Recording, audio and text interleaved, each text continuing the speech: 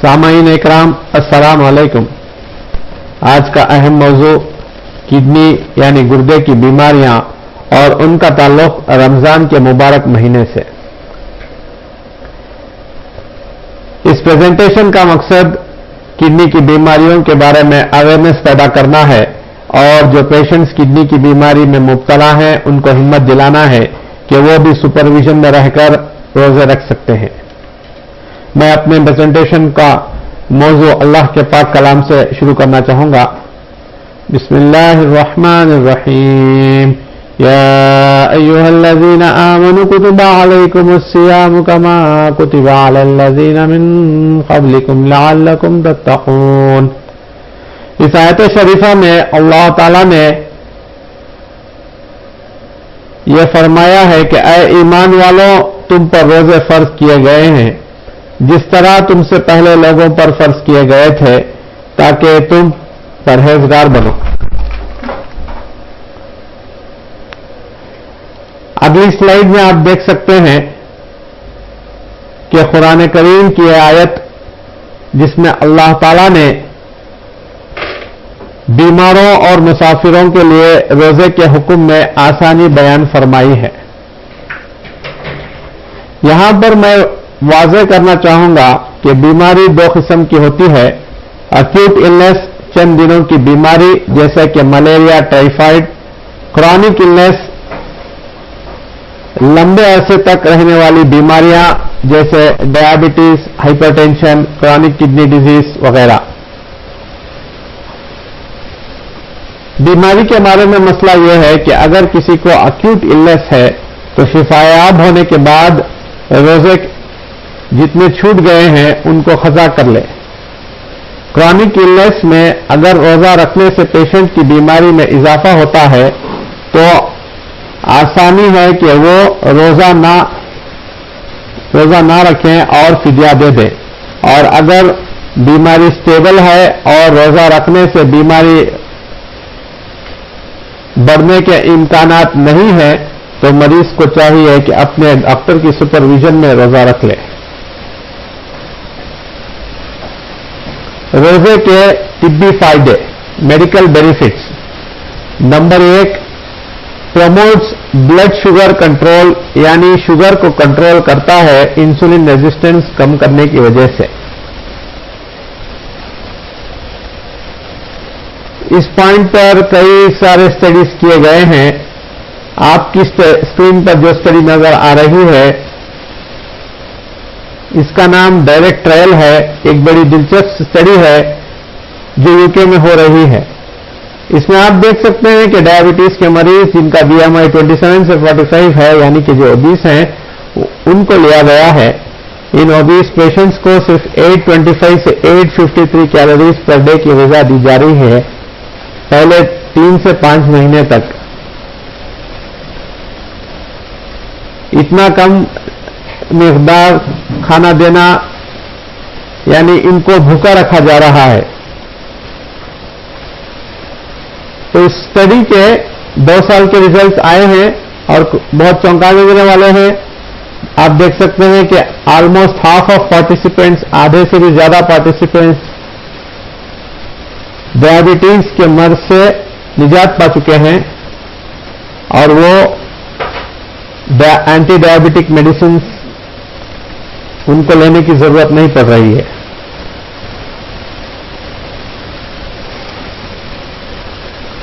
मैं शुगर की बीमारी में इतना इसलिए बोल रहा हूं क्योंकि 10% शुगर के मरीज ऐसे होते हैं जिनको किडनी की बीमारी लग जाती है जिसका कोई इलाज नहीं है। तो किडनी की बीमारी से बचने का शुगर के पेशेंटों के लिए वाहिद इलाज यह है कि वो अपनी शुगर की बीमारी कम कर लें, कंट्रोल में रखें। अगला फायदा जो आप स्क्रीन पर देख सकते हैं वो इन्फ्लेमेशन को कम करना है। इन्फ्लेमेशन जो आगे चलकर कैंसर कॉज कर सकता है। आप ये स्टडी के रिजल्ट्स देख सकते हैं कि inflammatory cytokines IL-1 beta, IL-6, TNF alpha कम हो गए हैं। तीसरा फायदा हार्ट की बीमारी को कम करता है। आप देख सकते हैं कि 3 हफ्ते की फास्टिंग से बीपी, कोलेस्ट्रॉल वगैरह कम हो जाते हैं। चौथा फायदा दिमागी कुव्वत में इजाफा करता है और न्यूरो डिजेनरेटिव डिसऑर्डर्स जैसा कि अल्जाइमर्स वगैरह इसके प्रिवेंशन में बहुत ही कारआमद है। पांचवा फायदा, इससे कोई इनकार नहीं कर सकता कि कम खाने से वजन कम होता है। एक तरह की किडनी की बीमारी ओबीज लोगों में पाई जाती है जिसे ओबेसिटी रिलेटेड सीकेडी कहते हैं। इसका इलाज वजन कम करना है। फिजी एक मुल्क है, यहां से एक खातून जो ओबीस थी वो मियाट हॉस्पिटल चेन्नई में किडनी की बीमारी के इलाज के लिए आई थी। उसको इलाज के तौर पर बेरियाट्रिक सर्जरी, जिसमें पेट को सीकर उसका वॉल्यूम कम कर दिया जाता है, ये तजवीज किया गया था। इस सर्जरी के परफॉर्म होने के बाद में उसका वजन भी कम हो गया और किडनी की बीमारी भी ठीक हो गई।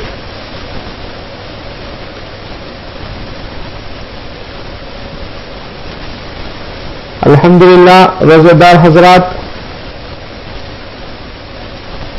ऐसी बीमारियों और कॉस्टली इलाज से रोजा रखकर निजात हासिल कर सकते हैं। छठा फायदा,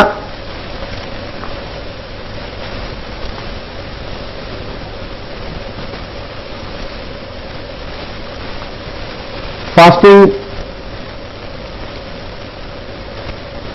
यानी रोजा बॉडी के एक अहम हार्मोन जिसे ग्रोथ हार्मोन कहते हैं उसको उसकी मिकदार बढ़ाता है, जिससे सेहत पर बहुत अच्छा असर पड़ता है। सातवां फायदा, सबको तो अजीज है, हर कोई चाहता है कि मैं जवान रहूं। रोजे की वजह से बुढ़ापे को टाल नहीं सकते मगर डिले जरूर कर सकते हैं। उम्र को रोजों की वजह से लंबी नहीं कर सकते मगर क्वालिटी लाइफ जी सकते हैं।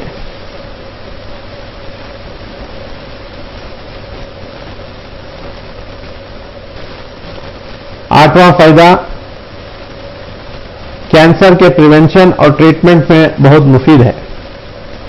और भी कई फायदे हैं, जैसे कई बुरी आदतों का छुड़वाना। मेरे साथ एक साथी चिल्ले में थे, उनकी 40 साल उम्र हो गई थी और वो स्मोकिंग के आदी थे। अल्हम्दुलिल्लाह, रमजान के चिल्ले की बरकत से उन्होंने पहली बार जिंदगी में पूरे रमजान के रोजे रखे।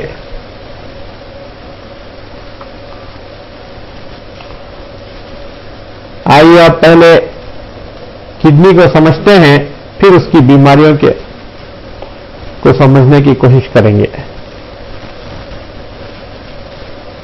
एनाटॉमी यानी बनावट, जिस्म के जिस हिस्से में किडनी होती है ये आप अपनी स्क्रीन पर देख सकते हैं। अल्लाह ताला ने हमें 2 किडनी अता फरमाई हैं और ये 2 किडनी यूरेटर्स जो स्क्रीन पर दिख रहे हैं, यूरेटर से ब्लैडर को कनेक्टेड होते हैं।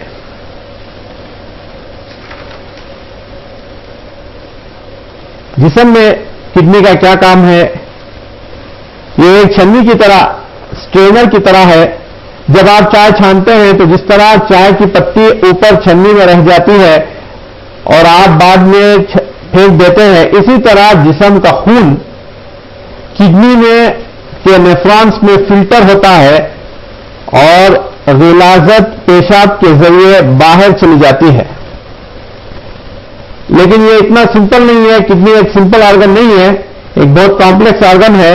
इसके और कई सारे फायदे हैं, जैसा कि फ्लूइड बैलेंस मेंटेन करना, इलेक्ट्रोलाइट बैलेंस मेंटेन करना, एसिड बेस बैलेंस मेंटेन करना, नाइट्रोजिनस और अदर वेस्ट प्रोडक्ट्स का एक्सक्रीशन जैसा यूरिया, क्रिएटिनिन है उसका एक्सक्रीशन, ड्रग क्लियरेंस।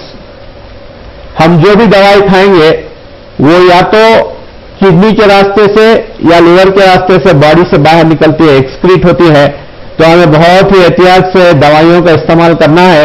यह किस्म की दवा होती है पेन किलर्स, जो NSAID टाइप के पेन किलर्स होते हैं, ये किडनी के लिए बहुत मुज़िर हैं। इनकी वजह से एनाल्जेसिक नेफ्रोपैथी जैसी बीमारी आती है, तो हमें बहुत केयरफुली पेन किलर्स लेना है। किडनी के तो नुकसान नहीं पहुंचाने, किडनी के लिए जो सेफ है वो पेन किलर्स का इस्तेमाल करना चाहिए। इसी तरह एंटीबायोटिक्स में अमीनोग्लाइकोसाइड एक क्लास है एंटीबायोटिक्स की, जो जीरासिमों के ऊपर तो बहुत इफेक्टिव हैं, बट लेकिन किडनी को नुकसान पहुंचा सकते हैं। तो इन एंटीबायोटिक्स का इस्तेमाल करते जब भी उनका डोज और ड्यूरेशन का बहुत ही ख्याल से इस्तेमाल करना चाहिए, वरना किडनी को नुकसान पहुंच सकता है।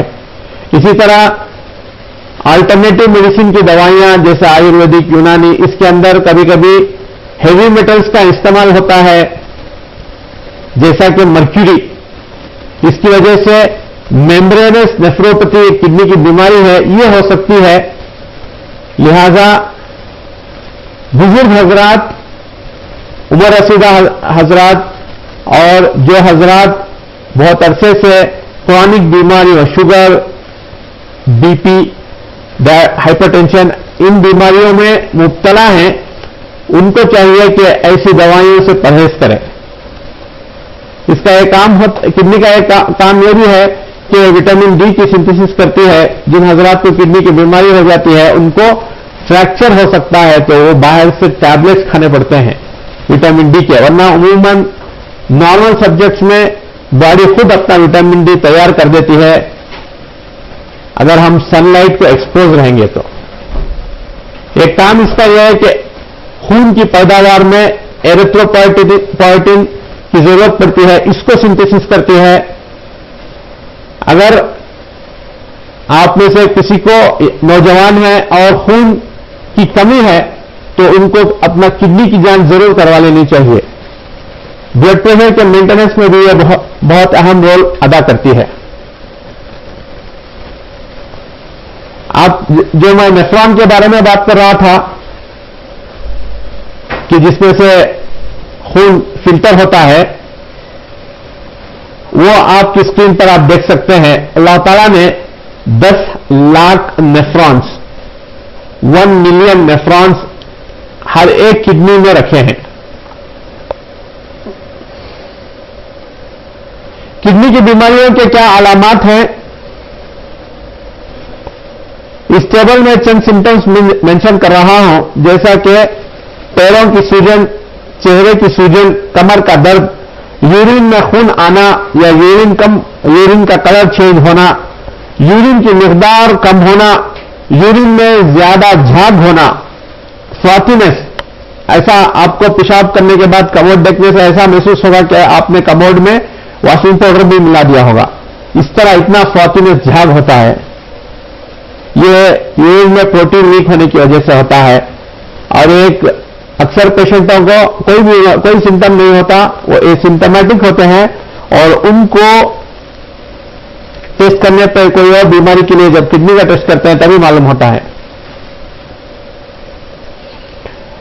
How do you assess kidney function? Kidney function की जांच कैसे होती है कि मेरी किडनी अच्छी है, इसके लिए हम क्या टेस्ट करते हैं?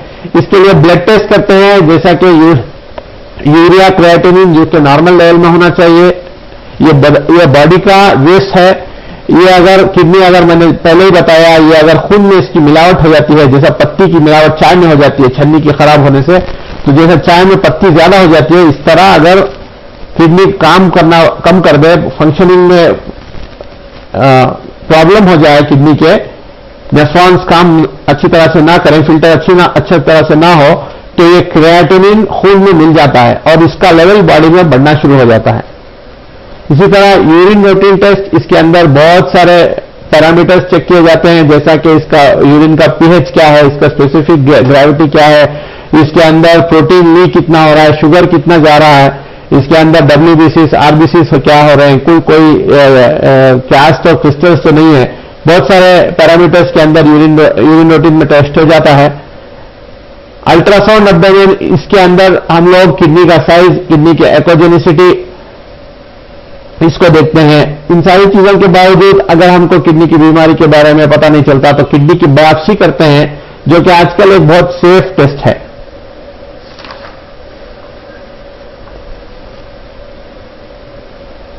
Causes of kidney disease, kidney की बीमारियों की वजूहात। मोस्ट कॉमन बीमारी डायबिटीज की वजह से है। Almost 35% of the kidney diseases are related to diabetes. आप देख सकते हैं कि पहला जो ये है वो डायबिटीज है। इसकी वजह से almost 1/3 of the kidney diseases इसकी वजह से होते हैं कि जैसा मैंने पहले बताया कि 10%, 10% of diabetics are prone to chronic kidney disease. इसी तरह हाइपरटेंशन है, ये नमक के ज्यादा खाने से होता है और भी कई वजूहात से ब्लड प्रेशर हाई हो जाता है, जिसकी वजह से हाइपोटेंसिव नेफ्रोस्क्लेरोसिस हो जाती है, ये भी एक किडनी की बीमारी है। इस तरह ग्लोमेरुलर डिजीजेस, बच्चों में ग्लोमेरुलर डिजीज ज्यादा होते हैं, जैसा कि minimal change disease, FSGS, IgA nephropathy, immunological diseases like SLE और कई सारे एंटी-GBM डिजीज होते हैं, एनका रिलेटेड डिजीजेस होते हैं, बहुत सारे किडनी के रिलेटेड डिजीज होते हैं। मिसलेनियस कॉजेस जैसा कि मैं बताया कि एनाल्जेसिक नेफ्रोपैथी और बहुत सारे सिस्टिक डिजीजेस जो फैमिलीज में रन होते हैं। अगर आपके अम्मी अब्बा को किसी को किडनी की बीमारी है, सिस्ट होने की बीमारी, किडनी में सिस्ट होने की बीमारी है, तो 40 साल के बाद आप अपना भी टेस्ट करवा लें, देखें कि वो बीमारी आपको पास ऑन हुई है कि नहीं हुई है। ये फैमिलीज में रन होती है। अगर भाई को है तो दूसरे भाई को होने का रिस्क रहता है। तो फैमिली का जब अगर किसी को फैमिली में किडनी की फेलियर की बीमारी दिखने में आती है तो बेहतर है कि उनके फैमिली मेंबर्स भी अपना स्क्रीन करवा लें, क्योंकि ये सिस्टिक डिजीजेस 2 टाइप की होती हैं। एक 50 ईयर्स में मैनिफेस्ट होती हैं, एक 70 ईयर्स में मैनिफेस्ट होती हैं। यानी अगर पेरेंट्स को 50 या 70 में मैनिफेस्ट हो रहे हैं तो अपने बच्चों की भी तफ्तीश करवा लें, क्योंकि वो प्लानिंग कर सकते हैं कि वो भी इस उम्र को पहुंचने के बाद में किडनी की बीमारी के शिकार हो सकते हैं। मैं यह स्लाइड आपको इसलिए दिखा रहा हूं ताकि आपको मालूम हो सके कि किडनी की बीमारियां कई सारे वजूहात से पैदा होती हैं। जैसा बुखार अलग अलग बीमारियों से होती है, मलेरिया, टाइफाइड वगैरह, और इसका ट्रीटमेंट अलग अलग है, इसी तरह क्रिएटिनिन बढ़ने से हमें सिर्फ यह मालूम होता है कि किडनी की बीमारी है। इस सारी वजूहात में आप देख सकते हैं कि इनका क्रिएटिन बढ़ा हुआ होगा, लेकिन सिर्फ क्रिएटिन बढ़ना ये बीमारी नहीं है। इसके अंदर ये एक निशानी है कि अंदर कोई किडनी की बीमारी है। इसके बाद इसकी पूरी तरह से तफ्तीश करके असल बीमारी का पता लगाना चाहिए और ट्रीटमेंट करने से बीमारी इंशाल्लाह या तो ठीक होती है या कंट्रोल में रख सकते हैं। अब एक अहम मौजू, acute kidney disease versus chronic kidney disease. ये क्या है? AKI CKD ये क्या है? आप जब मरीजों के बारे में डॉक्टर बताते हैं तो आप ये टर्म्स को सुनेंगे। किडनी की बीमारी जो सी भी हो वो अगर 3 महीने में ठीक हो जाती है, 3 महीने में से कम की मुद्दत के लिए उनका क्रिएटिन बढ़ा हुआ होगा या फिर उनका प्रोटीनूरिया होगा, कोई भी सिम्टम 3 महीने के अंदर है और उसमें ट्रीटमेंट करने से अगर वो ठीक हो जाता है तो उसको अक्यूट किडनी इंजरी कहते हैं।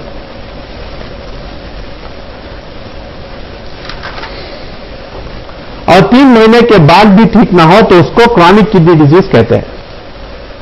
हाल ही में एक पेशेंट 60 साल की उम्र के थे, जिनको सिलीगुड़ी वेस्ट बंगाल से शिफा हॉस्पिटल बैंगलोर लाया गया था। इनकी किडनी की बीमारी बहुत बड़ी हुई थी और वो डायलिसिस पर भी थे, लेकिन अल्हम्दुलिल्लाह बीमारी अक्यूट किडनी इंजरी कैटेगरी की थी और कंजर्वेटिव मैनेजमेंट से अल्हम्दुलिल्लाह वो ठीक हो गए और दुआ देते हुए अपने घर लौट गए।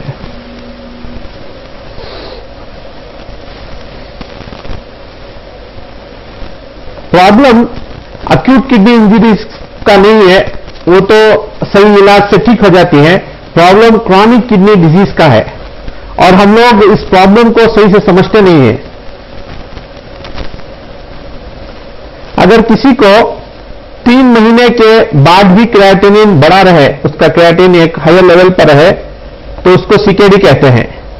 लोग आकर कहते हैं डॉक्टर साहब जरा सा क्रिएटिन बढ़ गया है, तो इसलिए मैं इस स्लाइड आप हजरात से दरख्वास्त करूंगा कि इस स्लाइड पर ध्यान दें कि देखिए ये नीचे का पोर्शन में आपके यहां जीएफआर दिख रहा है, ग्लोमेरुलर फिल्ट्रेशन रेट, और ऊपर में सीरम क्रिएटिनिन दिख रहा है। तो आप देख सकते हैं लाल मार्क, जब तक 50% ऑफ द जीएफआर कम नहीं हो जाता, यानी किडनी का फंक्शन 50% तक कम नहीं हो जाता, तब तक ये क्रिएटिनिन बढ़ना शुरू नहीं होता है, तब तक ये ऑलमोस्ट 1 मार्क पर रहता है। उसके बाद से धीरे धीरे बढ़ना शुरू होता है। इसको बोलते हैं क्लिनिकली साइलेंट स्टेज। तो हम लोग क्लिनिकली साइलेंट स्टेज में जबकि इंटरवेंशन का कुछ फायदा हो सकता है, आपका 50% जीएफआर कम होने से पहले अगर हम इंटरवीन करेंगे, जैसा किसी को किडनी की डायबिटिक नेफ्रोपैथी है, प्रोटीनूरिया है, क्रिएटिनिन नॉर्मल है, अगर हम आपको उनको एसीआरबी को ट्राई करके और भी दूसरे सॉल्ट रेस्ट्रिक्शन, बीपी कंट्रोल, ये सारा करके, शुगर कंट्रोल करके, अगर हम उनके स्टेज 1-2 में जो प्रोटीनूरिया है उसको अगर हम रोकने की कोशिश करेंगे, तो इंशाअल्लाह उनका सीकेडी स्टेज बढ़ने का जो रफ्तार है उसको कम कर सकते हैं। लेकिन हम लोग ये क्लिनिकली साइलेंट स्टेज में धोखा खा जाते हैं, और जब ये क्रिएटिन बढ़ना शुरू होता है तब तक बहुत देर हो चुकी होती है।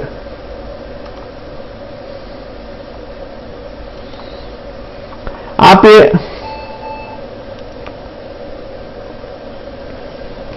अगर आदमी एक किडनी को डोनेट भी कर दे तो उसका क्रिएटिन नॉर्मल होता रहता है। तो इससे पता चलता है कि हमारे अंदर जो है 50% किडनी रिजर्व इज एनफ। अब ये एक किडनी के बारे में आप देखें तो स्टेज 1, ये 5 स्टेज होते हैं सीकेडी के। पहला स्टेज जीएफआर मोर देन 90। आप देख सकते हैं शेडेड पोर्शन अच्छी किडनी है, जो ऊपर का सफेद है ये किडनी खराब होती जा रही है। स्टेज 1 में माइल्ड स्टेज होता है, स्टेज 2 में इनका जीएफआर जो है 90 से 60, 30% कम हुआ है। स्टेज 3 में 90 से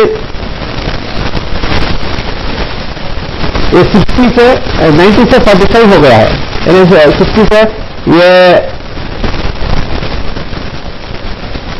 ये देख सकते हैं कि लेस देन 60, ये 59 से है, तो 40% लॉस हो गया है। ये स्टेज 3 ये है, और ये 90 से 44 हो गया है, तो 44 से 30 के दरमियान स्टेज 3B है। तो यहां से ये मैं बता रहा था पिछली स्लाइड में कि जब किडनी ये स्टेज पे पहुंचती है कि जब दोनों किडनियां इतनी खराब हो जाती हैं कि वो स्टेज 3B में पहुंचती है, यहां से उनका क्रिएटिन बढ़ना शुरू होता है। तो आप देख सकते हैं कि 50% से ज्यादा किडनी का फंक्शन घट चुका होता है, और जाते जाते ये 15% तक आता है, और उसके बाद में पेशेंट डायलिसिस पर जाता है। लेकिन पेशेंट परेशान होने की जरूरत नहीं है, डायलिसिस भी एक एक्सेप्टेबल मोडालिटी है क्वालिटी ऑफ लाइफ मेंटेन करने के लिए।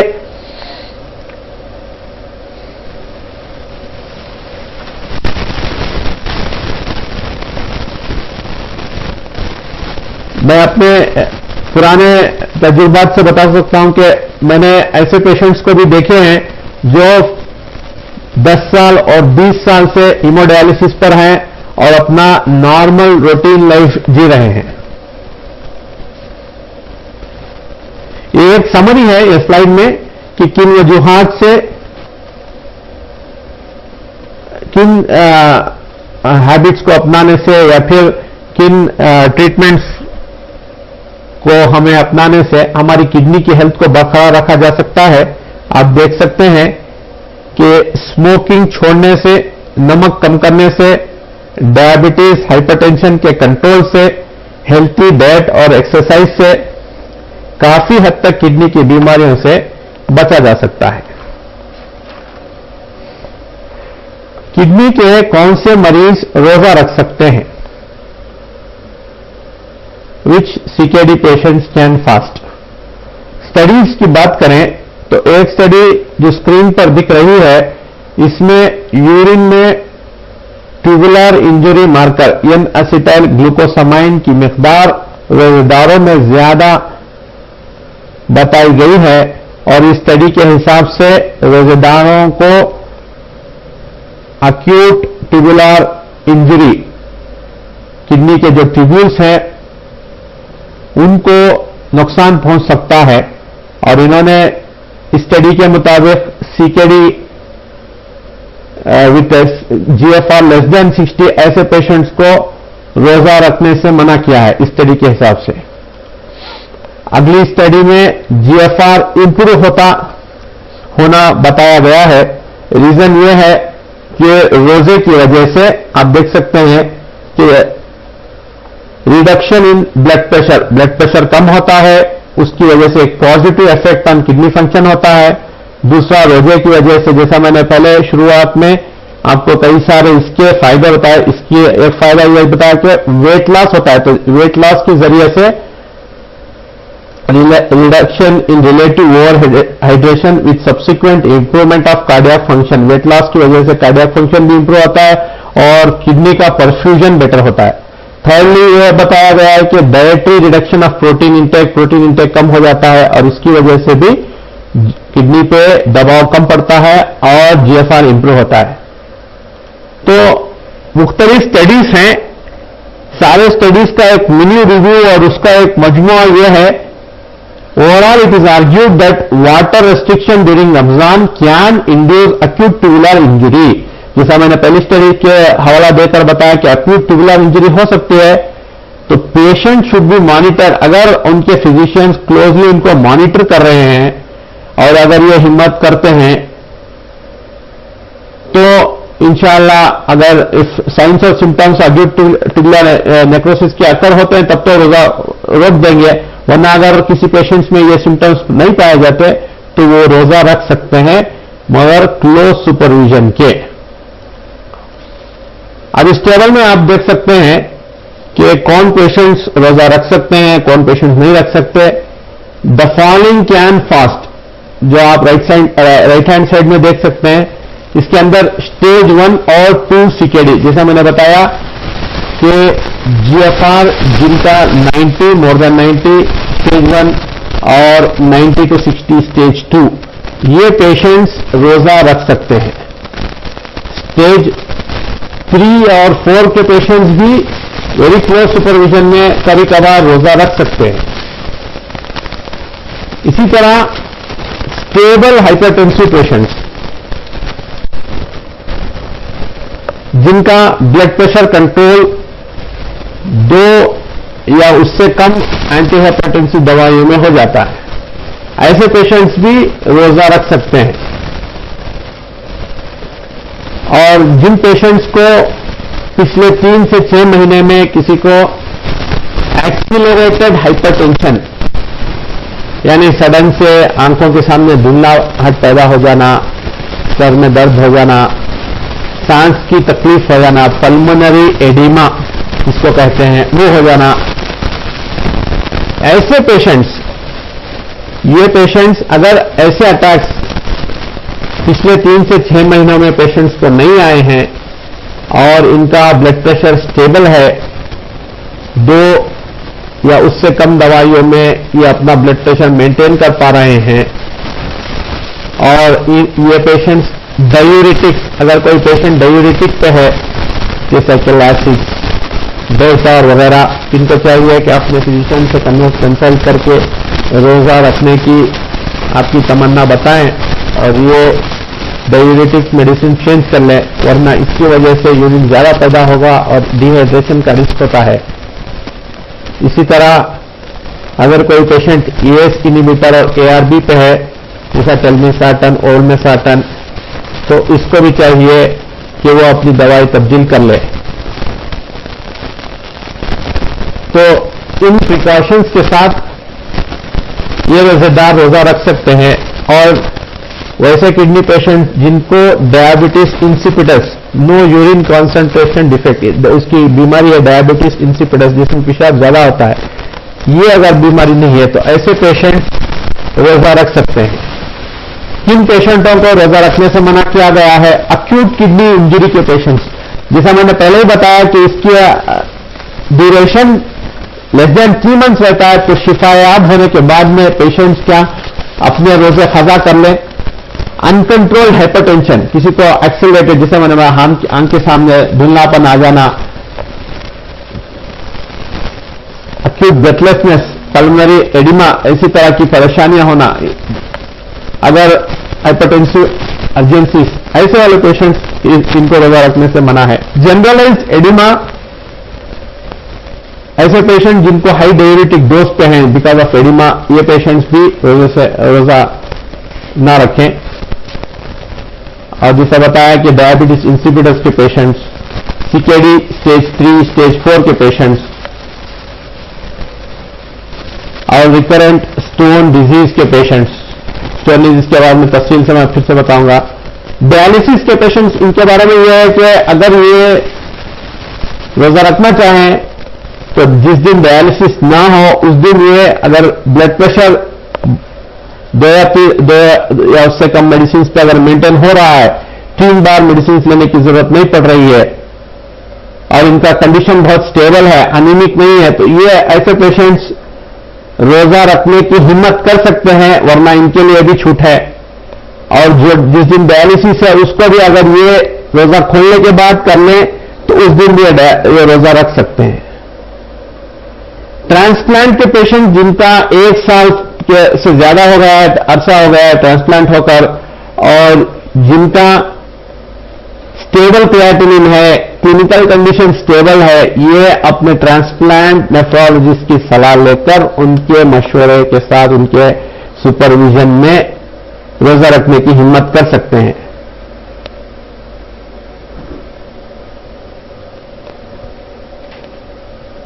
आइए अब अगले मौजू पे जाते हैं जो रीनल कैल्कुलाई है।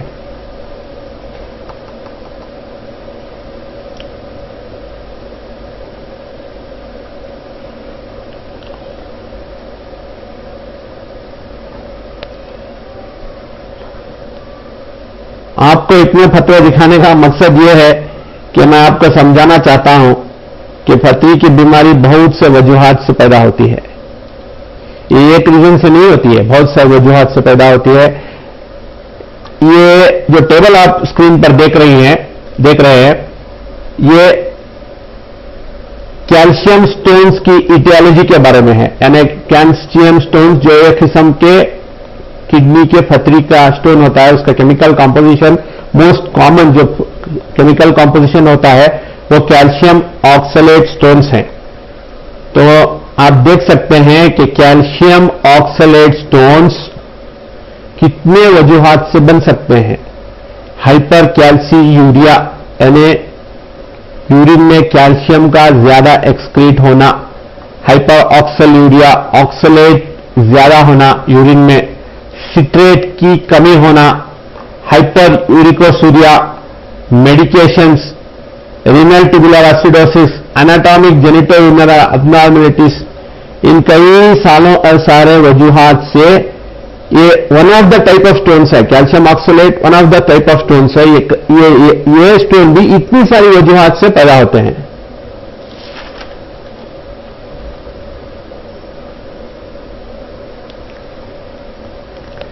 ये जो मेन कॉजेस है, इन कॉजेस का मेरा एक्सपीरियंस आपसे शेयर करना चाहूंगा। एक हमारे करीबी रिश्तेदार थे जो कई सालों से स्टोन की बीमारी का शिकार थे। जब उनको इन्वेस्टिगेट कराया गया तो पता चला कि उनको इसमें एक आप देख सकते हैं कि प्राइमरी हाइपर पैराथायरॉयडिज्म, पहले टेबल में हाइपर कैल्सीयूरिया के अंडर में एक बीमारी है प्राइमरी हाइपर पैराथायरॉयडिज्म। इसका पता चला। ये बीमारी यह है कि इनके गले में जो पैराथायरॉयड ग्लैंड होता है उसकी घांटी बन जाती है, उसका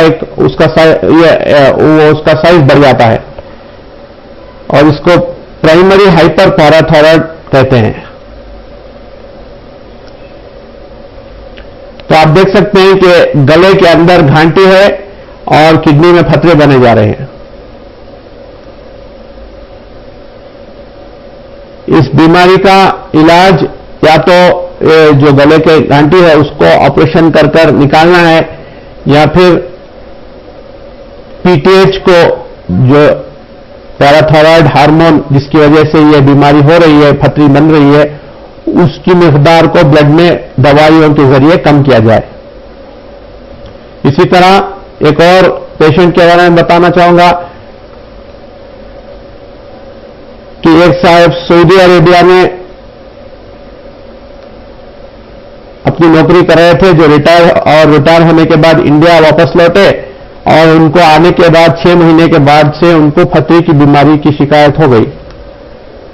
वो मेरे पास आए और कहने लगे, डॉक्टर साहब इतने साल मैं सऊदी में रहा, कभी फतरी की बीमारी का तकलीफ नहीं आई, बैंगलोर तो ठंडी जगह है, यहां पे फतरी की बीमारी मुझे कैसा शुरू हो गई। तो फतरी की बीमारी के इलाज में एक अहम रोल है डाइट का, कि हम क्या ग़िज़ा ले रहे हैं। तो जब उनकी diet history, detail diet history ली गई, तो पता चला कि वो पालक की सब्जी का जूस बनाकर पी रहे थे। Green leafy juice, extract of green leafy vegetables, ये सेहत के फायदे हासिल करने के लिए ये हजरत पी रहे थे। तो जिसकी वजह से हाइपर ऑक्सीलूरिया और ऑक्सलेट स्टोन बन रहे थे। तो जब इनको इससे मना किया गया कि आप ये जूस पीना बंद करें, तो उसके बाद से इनकी शिकायत दूर हो गई। इसी तरह एक और खातून का जब 24 hours urine for stone analysis, ये भी एक अहम टेस्ट है किडनी की बीमारी को या स्टोन की बीमारी के इवैल्यूएशन में, 24 hours urine for stone analysis, जो बहुत कम जगह पे होता है। तो ये टेस्ट कराने पर पता चला कि इनको यूरिन में सिट्रेट की कमी है। तो जब इनको पोटेशियम सिट्रेट जो सिरप दिया गया और सप्लीमेंट्स दिए गए, ऑरेंज जूस के अंदर ये सिट्रेट होता है, तो ये सप्लीमेंट सब लेने की जब इनसे कहा गया, तो इनकी ये बीमारी कम हो गई। तो ये एक किस्म के स्टोन्स है, कैल्शियम स्टोन्स। और भी स्टोन्स हैं जैसा कि यूरिक एसिड स्टोन्स। अब आप स्क्रीन पर देख सकते हैं कि ये यूरिक एसिड स्टोन्स कई वजूहात से बनते हैं, जैसा कि लो यूरिन पीएच। अगर हम बहुत सारा एनिमल प्रोटीन खाएंगे अपने डाइट में, बहुत गोश्त के इस्तेमाल करेंगे, तो हमारा यूरिन का पीएच एसिडिक हो जाएगा, जिसकी वजह से ये स्टोन्स बनने का रिस्क रहता है। तो हमारे खाने के अंदर प्रोटीन की मिकदार को मॉडरेट रखें। इसी तरह किसी को डायरिया हो जाता है तो उसको भी स्टोन बनने का रिस्क रहता है। हाई बीएमआई मेटाबॉलिक सिंड्रोम के पेशेंट्स को भी यह रिस्क रहता है। इसी तरह किसी को low urine output due to inadequate का, अगर कोई पानी कम पीता है तो इसलिए हम बताते हैं कि पानी इतना पीना चाहिए कि उसकी यूरिन का वॉल्यूम, तो वो 24 आवर्स एक दिन में पेशाब पास करता है, वो 2 लीटर होना है। इसी तरह किसी को अगर गोट की बीमारी है या अंदर एंजाइम डिफेक्ट की वजह से यूरिक एसिड बढ़ जाता है, गोट की बीमारी है, तो उसको भी ये यूरिक एसिड कैलकुलाई हो सकता है। इसी तरह एक और किस्म का स्टोन है, उसको स्क्रूइड स्टोन कहते हैं। यह किडनी के लिए बहुत खतरनाक हो सकता है, इसलिए हम इसको स्टोन कैंसर भी कहते हैं। इसका रीजन है repeated urinary tract infection due to urease producing bacteria, जैसा कि प्रोटियस है। इन बैक्टीरिया के रिपीटेड इन्फेक्शन से किडनी के अंदर स्टोन भटरी बनना शुरू हो जाती है, जिसकी वजह से किडनी को नुकसान भी पहुंच सकता है। इसका ट्रीटमेंट बहुत डिफिकल्ट है और स्ट्रिक्ट एंटी बैक्टीरियल प्रोटोकॉल्स, और क्योंकि बार बार इन्फेक्शन ना हो, और urological intervention to remove all stone debris, इसका बहुत तफसील से ट्रीटमेंट करना होता है, वरना पेशेंट की अक्सर किडनी चली जाती है।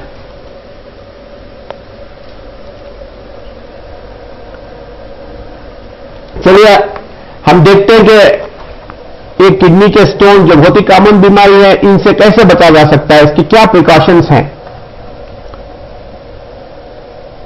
पहला प्रिकॉशन फ्लूइड इंटेक, पानी इतना लें कि हमें 2 से 2.5 लीटर 2 to 2.5 लीटर यूरिन रोजाना हो। अक्सर पेशेंट ये पूछते हैं कि डॉक्टर साहब पानी कितना पीना चाहिए। ध्यान रखने की बात यह है कि पानी कितना पीना इंपॉर्टेंट नहीं है, पेशाब कितना हो रहा है, यूरिन कितना पास हो रहा है। अगर किसी को ज्यादा पसीना आता है तो उसको ज्यादा पानी पीना चाहिए ताकि वो दिन में 2 से 2.5 लीटर यूरिन पास करे।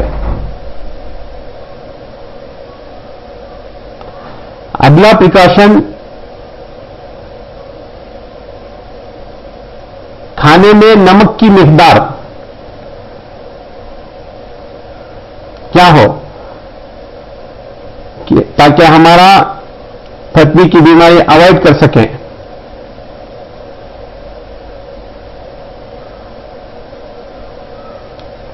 तो आप देख सकते हैं कि खाने में पथरी की मिकदार 2 ग्राम से ज्यादा ना हो। अगर हमारे खाने में पथरी की मिकदार 2 ग्राम से ज्यादा होगी तो उतना ही वो कैल्शियम एक्सक्रीशन से लिंक हो जाएगा। तो जितना ज्यादा नमक यूरिन में पास होगा उतना ज्यादा कैल्शियम एक्सक्रीशन होगा।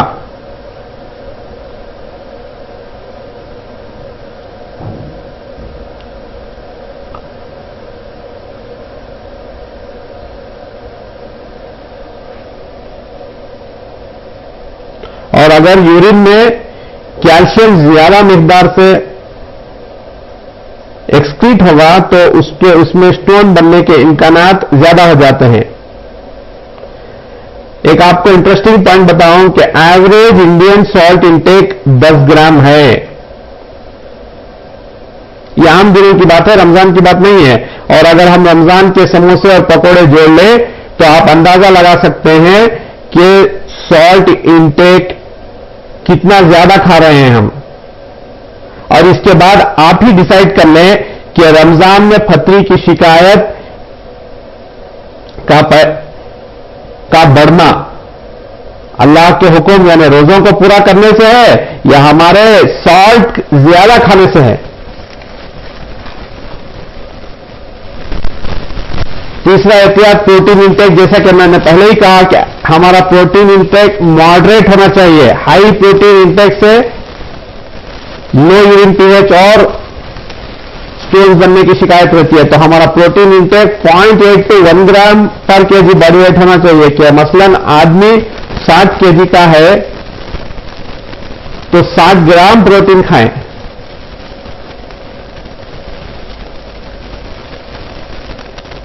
चौथी बात कैल्शियम सप्लीमेंट्स के बारे में है कि अगर कोई उम्र रसीदा औरतें हैं जिनको विटामिन डी की कमी है तो ये कैल्शियम की टैबलेट्स और विटामिन डी की टैबलेट्स ले सकती हैं। सुपरविजन में ये टैबलेट्स ले सकती हैं।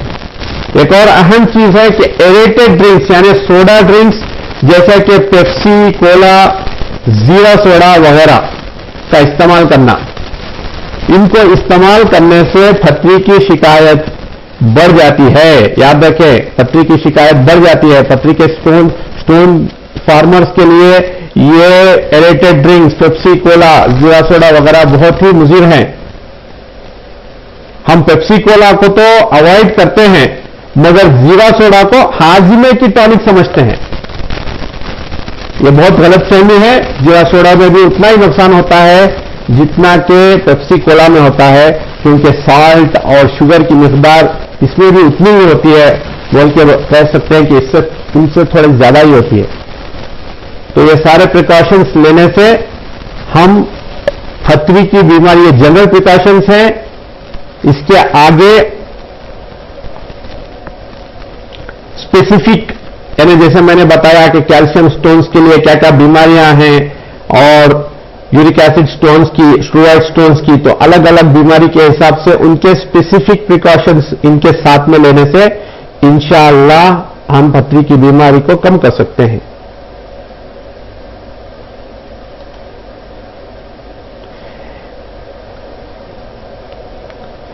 पथरी के पेशेंट्स किन फूड्स को अवॉइड करें, इसकी लिस्ट है। रफली आप देखें तो ग्रीन लीफी वेजिटेबल्स जैसे पालक की सब्जी, nuts, peanut butter, organ meets जैसा लीवर, कलीजी, भेजा वगैरह को कम खाने से या अवॉइड करने से जो पथरी की बीमारी के शिकार हैं वो ये फूड्स को अवॉइड करने से पथरी की बीमारी का बार बार होना कम कर सकते हैं। रमजान के बारे में बात करें कि कौन से पेशेंट्स, पथरी की बीमारी के पेशेंट्स रोजा रख सकते हैं। इसके बारे में ओपिनियंस अलग अलग हैं, लेकिन सब लोग इस बात पर मुत्तफिक हैं कि अगर हम 2 लीटर यूरिन आउटपुट पर 24 आवर्स, कितना पानी पीना है, इतना पानी पीना है कि हम 2 लीटर यूरिन पास कर सकें, यानी हम एक दफा इतना पानी नहीं पीना है, बल्कि सेहरी के बाद से हर आधे घंटे के वक्फे में थोड़ा थोड़ा करके पानी पीना। इतना पानी पिए कि अगर हम अपना पेशाब नापें तो 2 लीटर तक या फिर उससे ज्यादा हो जाए, तो अगर हम 24 आवर्स का अपना हमारा यूरिन आउटपुट इतना मेंटेन कर सकते हैं तो हम रोजा रख सकते हैं। और इसकी तैयारी में रमजान से पहले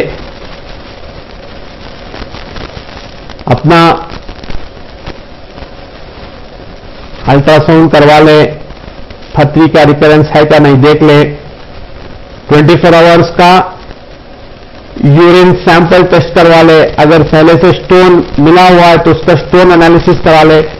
तो माहिरीन नेफ्रोलॉजिस्ट, यूरोलॉजिस्ट से कांटेक्ट कर अपना स्टोन एनालिसिस, स्टोन वर्कअप कर ले, पता कर लें कि किस वजह से मुझे स्टोन की बीमारी आ रही है और उस हिसाब से ट्रीटमेंट शुरू कर दें। और इस तरह से फ्लूइड इंटेक रख लें कि मेरा यूरिन आउटपुट इतना हो, तो इंशाअल्लाह स्टोन के रिकरेंस को कम कर दिया जा सकता है और ये पेशेंट्स स्टोन के रिकरेंस के बगैर रोजा रख सकते हैं।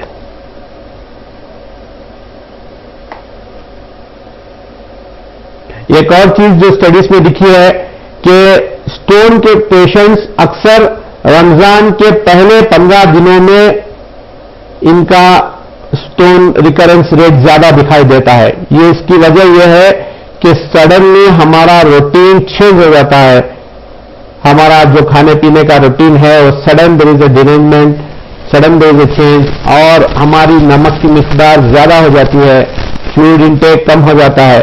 तो इसकी वजह से रमजान में ये देखा जाता है कि रमजान के शुरू 15 दिनों में स्टोन रिकरेंस रेट ज्यादा है। तो इससे बचने का एक मशवरा ये है, एक सजेशन ये है कि हम शाबान में रोजे रखें। जो रिकरेंट स्टोन फार्मर्स है, एक तो अपनी स्टोन एनालिसिस वगैरह पूरा तफ्तीश करवा ले, पता करें कि क्यों मुझे बार बार स्टोन हो रहा है। एक बार पथरी आने से उसका एनालिसिस, उसकी इन्वेस्टिगेशन करने की जरूरत नहीं है, लेकिन अगर दो एपिसोड्स हो चुके हैं मेरी लाइफ में तो मुझे जरूर अपना स्टोन के बारे में पूरा तफ्तीश करवा लेनी चाहिए कि क्यों मुझे बार बार हो रही है। तो ऐसे पेशेंट्स अपना तफ्तीश भी करा ले और शाबान में रोजे रखें तो पता चल जाएगा कि किन पेशेंट्स को रिकरेंस हो सकता है और कौन फास्टिंग टॉलरेट कर सकते हैं। और शाबान में रोजे रखने से बॉडी भी उसको रोजे रखने की आदी हो जाएगी। तो जो increase in rates of stone disease, जो रमजान के पहले 15 दिनों में स्टोन डिजीज का रिकरेंस इंक्रीज दिखता है, वो हम इसको शाबान में रोजे रखकर हमारी बॉडी को एक्लेमेटाइज कर सकते हैं।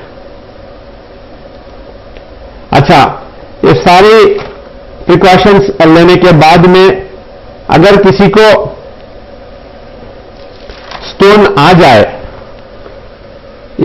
यूरिट्रिक कैलकुले, पेट में दर्द, शदीद दर्द उठना शुरू हो जाए, तो क्या करें? सबसे पहली बात यह है कि परेशान मत हो जाइए, ये कोई हार्ट अटैक की तरह नहीं है कि आपकी इमीडिएट आपकी जान को खतरा है। हाँ, अगर इसको डिले करें यूरस सेप्सिस हो सकता है, उसके कॉम्प्लिकेशंस हो सकते हैं, लेकिन इमीडिएटली दर्द तो बहुत शदीद होगा, लेकिन आपको परेशान होने की जरूरत नहीं है।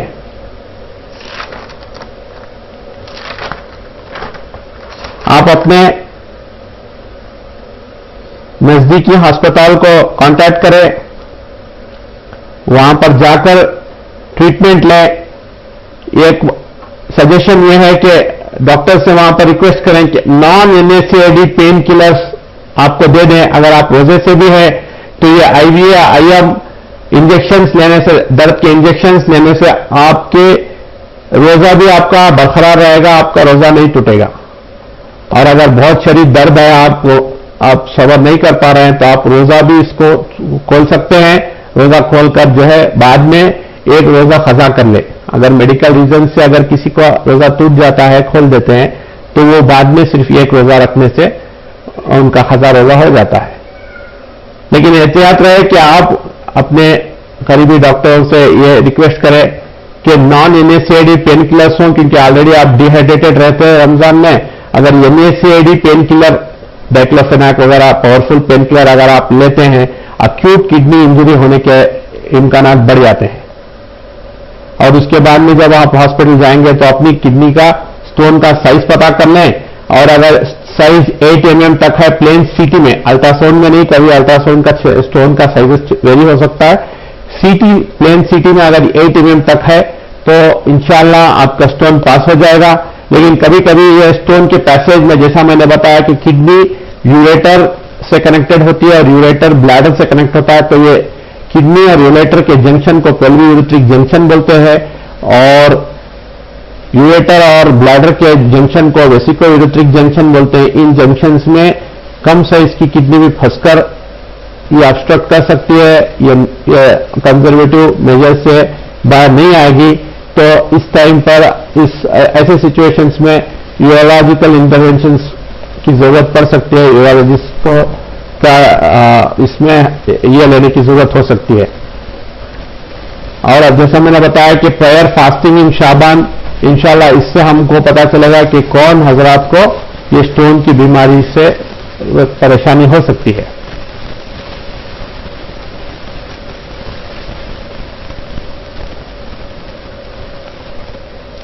मैं अपने प्रेजेंटेशन को बुजुर्गों की इस कॉल से खत्म करना चाहूंगा कि कम बोलना हिकमत है, कम खाना सेहत है और कम सोना इबादत है।